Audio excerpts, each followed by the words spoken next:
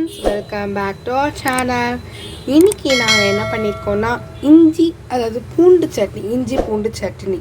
அதுக்கு நான் வந்து 4 பூண்டு எடுத்துருக்கேன், 4 முழு பூண்டு, 1 இஞ்சி எடுத்துருக்கேன், அப்புறம் கொஞ்சம் புளி எடுத்துருக்கேன், 6 காஞ்ச மிளகாய் எடுத்துருக்கேன்.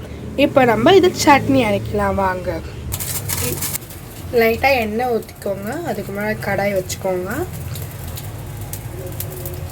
இப்போ நம்ம வந்து கொஞ்சோண்டு காஞ்ச மிளகாய் போட்டுக்கலாம், அப்புறம் வதக்கிக்கோங்க, அப்புறம் எடுத்துக்கோங்க. ஏன்னா காரம்.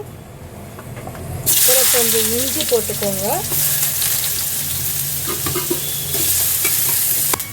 இஞ்சி நல்லா வதங்கி பொன்னிறமாக ஆகிற வரையும் வதக்கிக்கோங்க.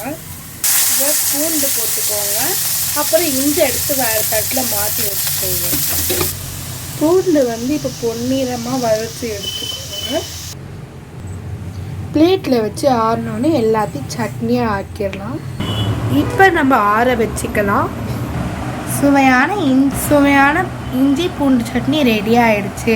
சூடான இட்லி தோசைக்கு தொட்டுக்கலாம், வேணால் தயிர் சாதத்துக்கும் தொட்டுக்கலாம். இந்த வீடியோ உங்களுக்கு பிடிச்சிருந்தா லைக் பண்ணுங்கள், ஷேர் பண்ணுங்கள், கமெண்ட் பண்ணுங்கள், மறக்காமல் சப்ஸ்கிரைப் பண்ணுங்கள். தேங்க்யூ.